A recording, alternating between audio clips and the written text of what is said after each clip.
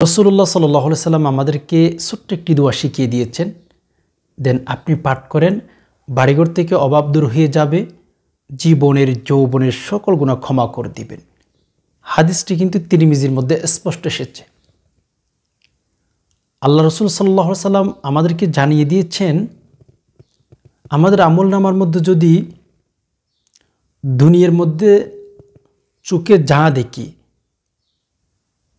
তা পরিমাণ আমরা গুনাহ করে ফেলেছি, রসুলের স্পষ্ট কথা, আমাদেরকে ক্ষমা করে দিবেন।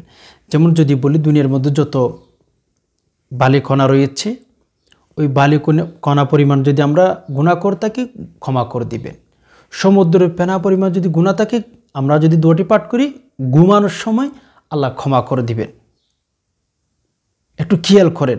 শুধু তাই নয়, রাসূলুল্লাহ সাল্লাল্লাহু আলাইহি সাল্লাম এটাও আমাদেরকে জানান দিয়েছেন, দুনিয়ার মধ্যে যে সমস্ত গাছপালা আছে সেই গাছপালা পরিমাণ যদি আমরা গুনাহ করে থাকি আল্লাহ তাআলা আমাদেরকে ক্ষমা করে দিবেন। মেরে দোস্ত, আল্লাহি আমি আপনাদেরকে অনেকবার বলেছি আল্লাহ আমাদেরকে ক্ষমা করতে চান। নবীজি আবু হুরায়রা রাদিয়াল্লাহু তাআলা আনহুকে ডাক দিয়েছেন, দেন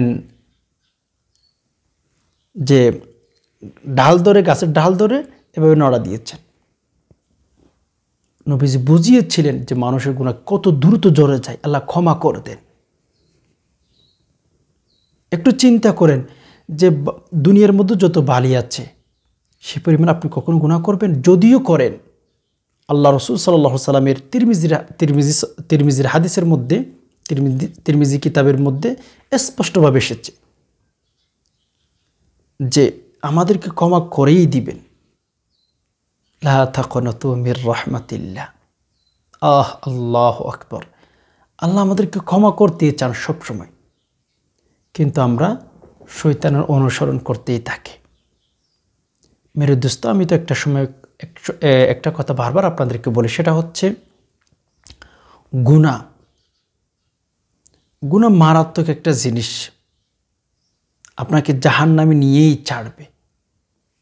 ওই যে শয়তানের ওয়াদাও ছিল সেটি যে আল্লাহ তাআলার কাছে, যে আল্লাহ আমি আপনার বান্দাদেরকে জাহান্নামে নিয়েই ছাড়ব।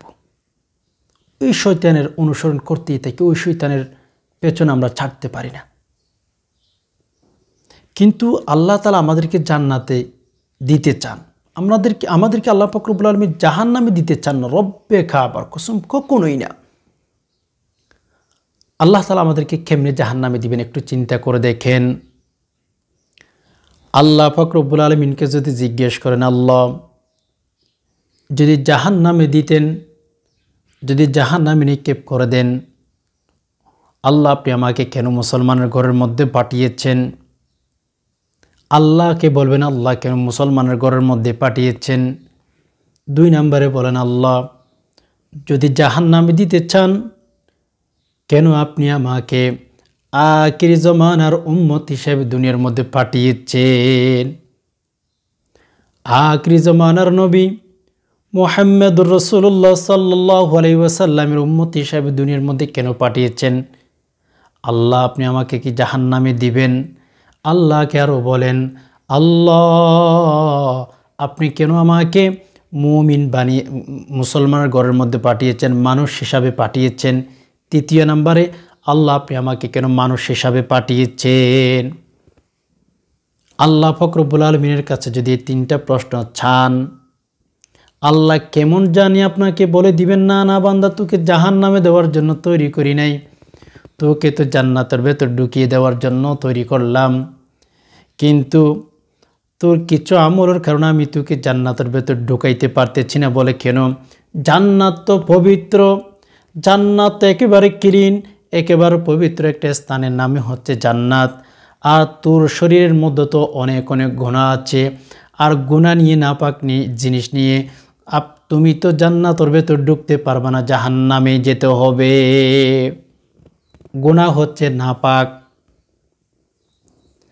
মেরে দোস্ত, যদি গোসল ফরজ হয়ে যায়, নামাজ পর্যন্ত পড়তে পারেন না, কেন? আপনি এখন নাপাক হয়ে গেছেন। নাপাক অবস্থায় নামাজ পড়া কিন্তু সম্পূর্ণ নিষিদ্ধ। আর নাপাক হচ্ছে গুনাহ। ওই গুনাহ নিয়ে কখনো জান্নাতের ভেতর ঢোকা যাবে না। এজন্য আল্লাহ আমাদেরকে তিনবার নির্বাচিত করেছেন। আল্লাহ তাআলা আমাদেরকে তিনবার নির্বাচিত করেছেন। এগুলোই বোঝায় আল্লাহ আমাদেরকে রব্বে খাবার কসম সহজে জাহান্নামে দিবেন না। কিন্তু আপনার কর্মের ফলের কারণে আপনাকে আল্লাহ তাআলা বলেই দিবেন যে বান্দা, যে গোলাম, তোর জন্য কত হাদিস আমার বন্ধু তোদের কাছে বলে দিয়েছিল, তোদেরকে যেন আমি ক্ষমা করে দিতে পারি। ওই কথাটা আমার বন্ধু তোমাদের কাছে অনেকবার বলেছে। কত ছোট্ট ছোট্ট দোয়া। গুনাহ করেছেন 60 বছর 70 বছর, কিচ্ছু আসা যায় না ভাই, গুনাহ করব। কেননা আমি আপনাদেরকে অনেকবার বলেছি না যে আমরা যদি এই লাইফে, এই ছোট্ট লাইফে যদি আমরা গুনাহ না করি আসমানের নিচে জমিনের উপরে, তাহলে হচ্ছে আপনার এই দুনিয়ার মধ্যে নতুন জাতি পাঠাবেন আল্লাহ তাআলা, আমাদেরকে আর রাখবেন না, আমাদেরকে মেরে ফেলবেন। এজন্য আমরা গুনাহ করব। গুনাহ করার পরে যদি কোনো বান্দা তাওবা করে, ওই বান্দার উপর বেশি খুশি হয়। ওই বান্দাকে আল্লাহ তাআলা কেমন জানি বলেন যে বান্দা, আমি তোর কাছে ওইটাই চাইছিলাম, তুই গুনাহ করবি অ্যান্ড গুনাহ করার পর তুই আমার কাছে ক্ষমা চাইবি। এজন্য গালেবান ইমাম গজ্জালী রহমতুল্লাহি আলাইহি আল্লাহ তাআলার কাছে বলেছিলেন যে আল্লাহ, আপনি আমাকে এমন একটা দোয়া শিখিয়ে দিন, এমন একটা আমলের কথা শিখিয়ে দিন যেন শয়তান আমার কাছে আসতে না পারে। তো একটু চিন্তা করেন, শয়তান আসতে না পারলে তো গুনাহ করবে না, কথাটা কেমন জানি দেখেন। কিন্তু আল্লাহ পাক রব্বুল আলামিন বলেছিলেন, না গজ্জালী, সেটা কখনো সম্ভব না। শয়তান যাবে, গুনাহ করবে, বান্দাগুলো আমার কাছে ক্ষমা চাইবে, ওইটাই তো আমি চাই। আল্লাহর কাছে ক্ষমা চাওয়াটা আল্লাহ অনেক পছন্দ করেন।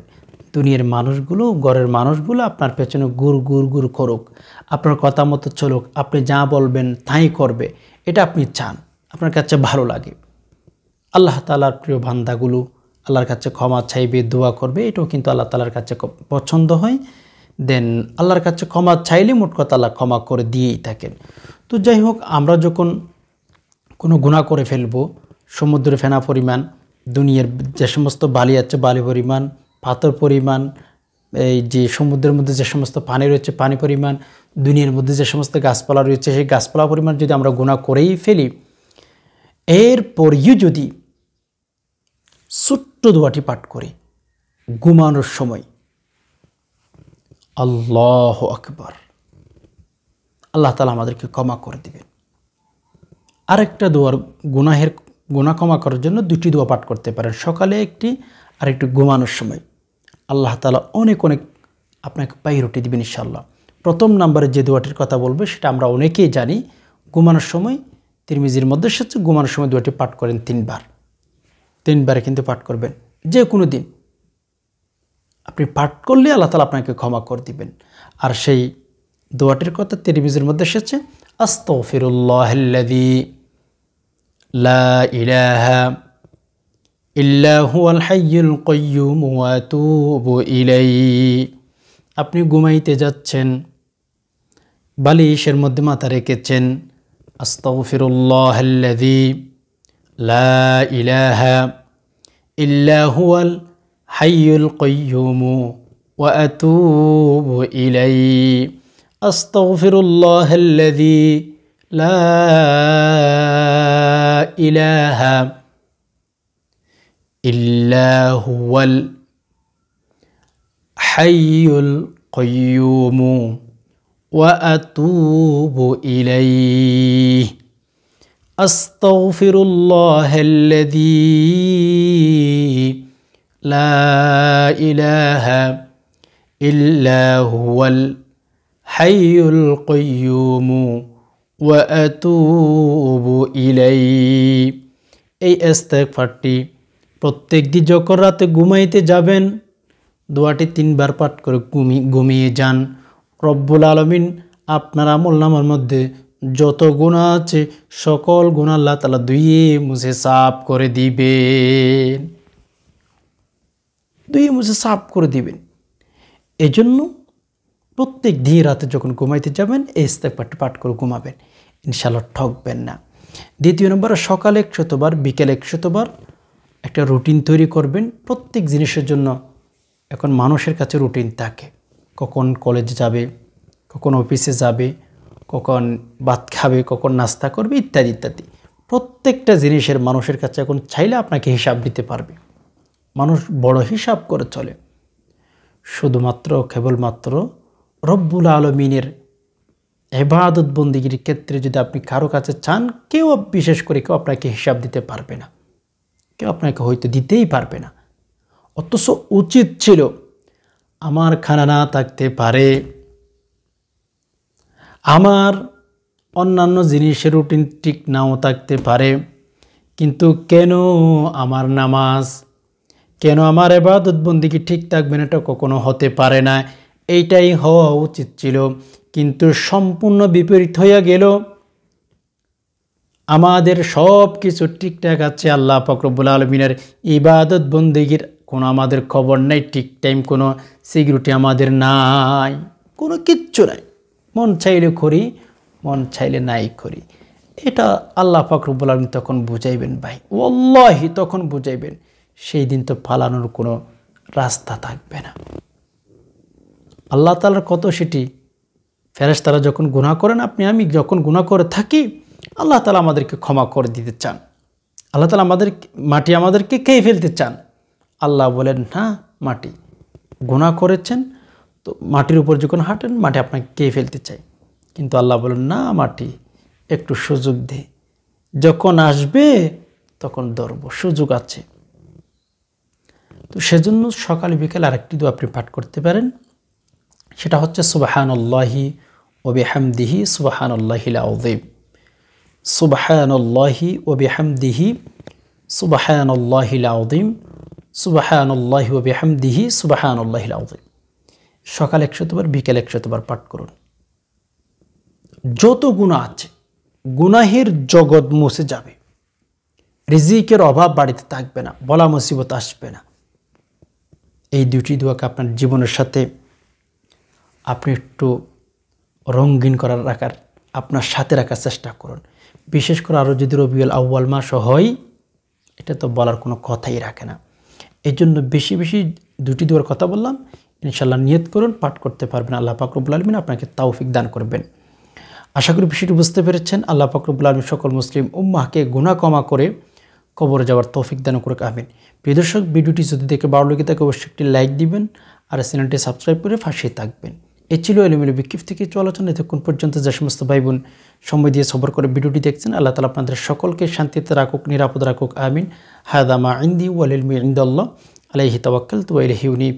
আসসালামু আলাইকুম ওয়া রাহমাতুল্লাহি তাআলা ওয়া বারাকাতুহু, মাগফিরাতুহু ওয়া জান্নাতুহু।